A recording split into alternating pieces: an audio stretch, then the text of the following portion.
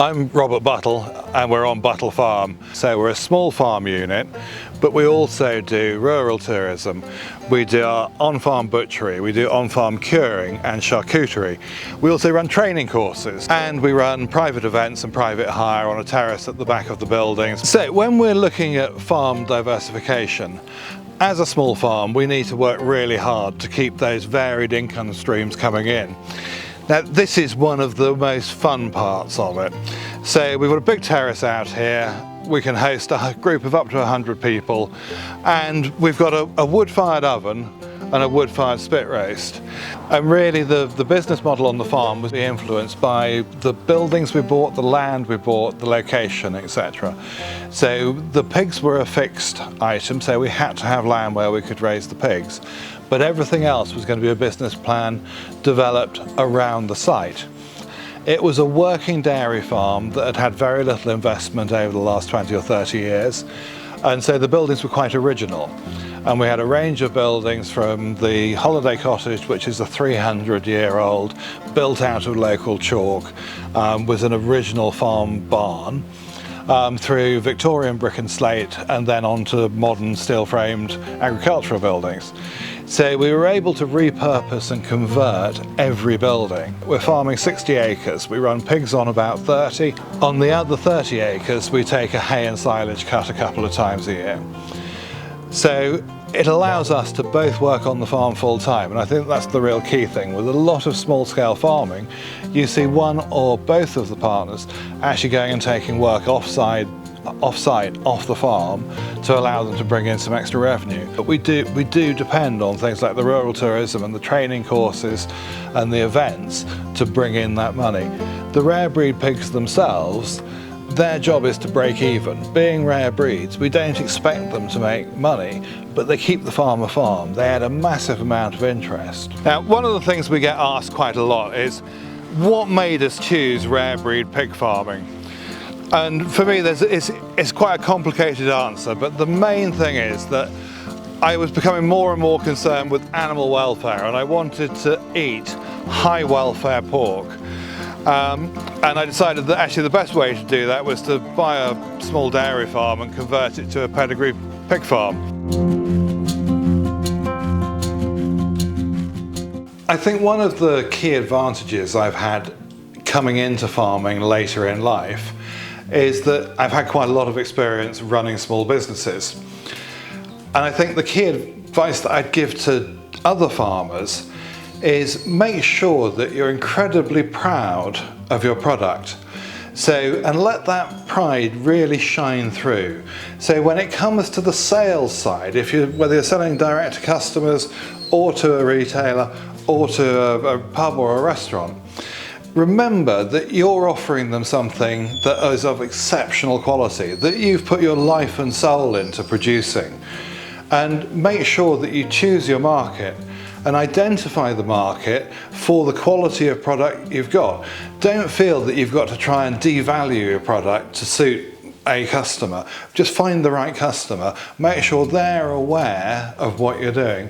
So when we sell to restaurants, I will not sell to a restaurant unless the chef has been to the farm. So when the chef comes to the farm, he gets a taste of the passion of what we do and how we do it. We actually like our restaurants to bring their front of house staff as well, so they can tell the customers about the farm and the way we breed the pigs and the way we rear the pigs. And it's that connection that builds those really strong relationships that add value on both sides of that relationship. It allows the restaurant to get more out of their plate and their sale to their customer, and it gives me a direct relationship which is really firm with the restaurant. We've got 6 different breeds on the farm, 5 native breeds plus a reintroduction of the Lincolnshire curly coat, which is called the Mangalitsa. What we have here is pedigree Berkshire gilts, and actually we're keeping 2 of these for breeding, so we've got a couple that will be with us for a lot longer. So we've moved on and we've now got British saddlebacks. Again, what we've got here is fattening stock. Now, I think the British saddleback is probably the most recognisable of the native British rare breeds. So your classic stripe shape, black back end, black front end, wide pink band. Because these aren't show stock, what we've got is what you'd normally see in a mixed litter, with varying degrees of the saddle showing through. So Pinky got an awful lot of pink, and then we've got Blackie, who hardly got any. The British Saddleback is one of our most successful pigs over the years. Just after the Second World War, over half of our breeding sales in the UK were British Saddlebacks.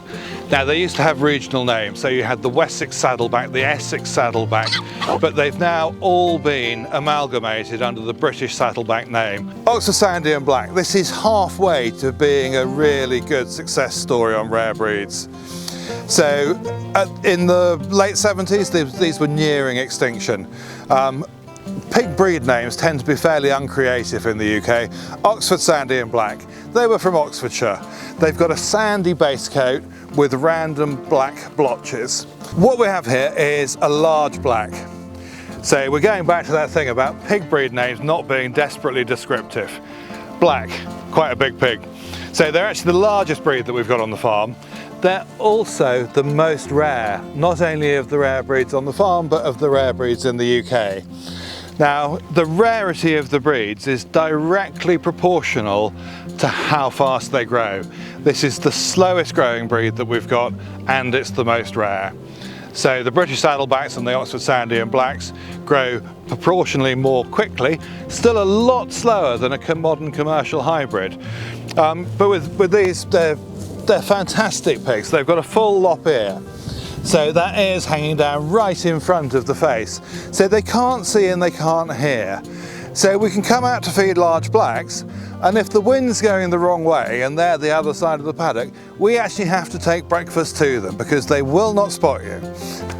So here we have the most notorious of the rare breeds, the Tamworth.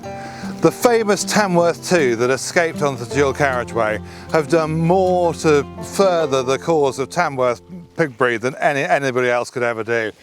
So super pig, prick-eared, very lively. They're quite vocal as well. They're the chattiest of all the breeds that we've got. Hey pigs!